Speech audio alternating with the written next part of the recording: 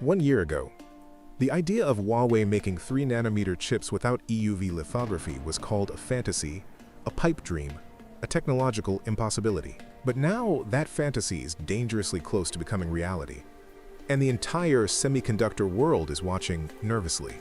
This is the story of how Huawei and SMIC, against all odds, are inching toward breaking the 3 nanometers barrier without access to the most advanced chip-making tools in the world. How is that even possible? Let's break it down. Exactly 1 year ago today, we reported on a patent that shook the tech world. A patent from Huawei revealing a bold plan. A plan to build 3-nanometer chips without the use of extreme ultraviolet lithography, EUV, the gold standard in advanced semiconductor manufacturing.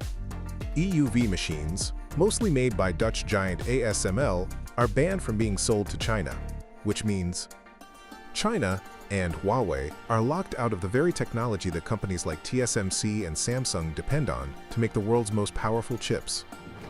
So what did Huawei do? They turned to something else, something far more difficult.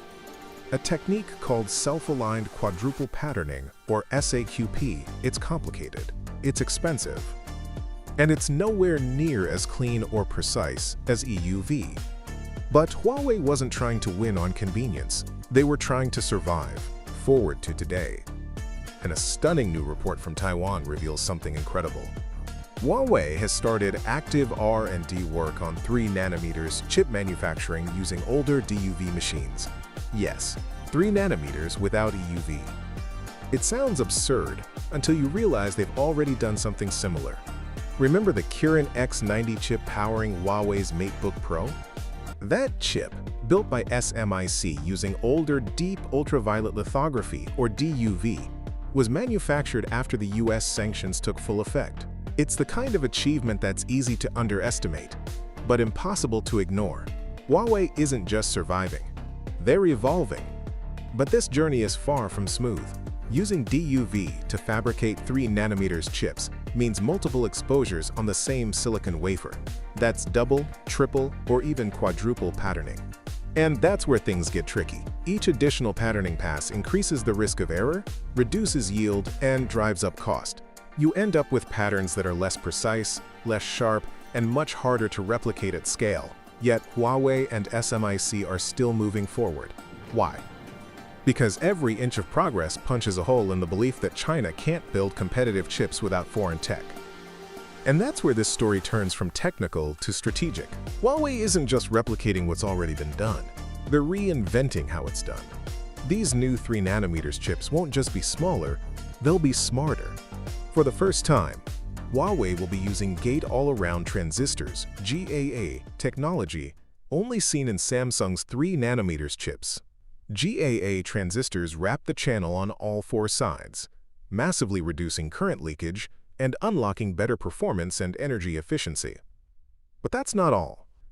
Huawei is also exploring the use of 2-dimensional materials, which could make chips even faster and far more efficient than current silicon-based designs. And if that wasn't ambitious enough, they're developing a carbon nanotube 3 nanometers node. Yes, you heard that right. Not silicon, carbon nanotubes. Something that has been called the holy grail of post-silicon chipmaking. If they succeed, they won't just match Western chip technology, they might leapfrog it. The big moment is expected next year. That's when Huawei's 3 nanometers chip design is expected to reach the tape-out stage.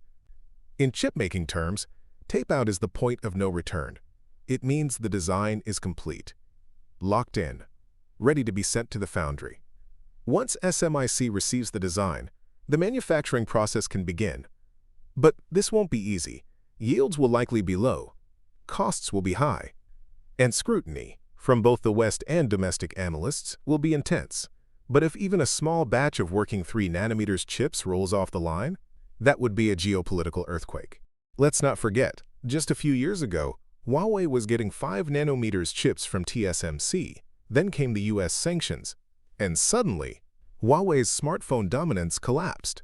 They were stuck using crippled 4G chips from Qualcomm, until the Kirin 9000s shocked the world, returning 5G to Huawei's devices. Now, they're aiming for 3 nanometers, not with TSMC, not with Samsung, but with SMIC, under full export controls, and with DUV machines that many thought were obsolete. This is no longer just a chip story. This is a battle for technological sovereignty, for survival, for power. And as Huawei inches closer to 3 nanometers, the stakes, for the US, for China, and for the global tech landscape, have never been higher. Will they succeed? Or will this bold experiment collapse under the weight of its own ambition? Only time will tell. But one thing is certain, Huawei isn't backing down. And the world should be paying attention. Subscribe to stay ahead of the next big tech shock.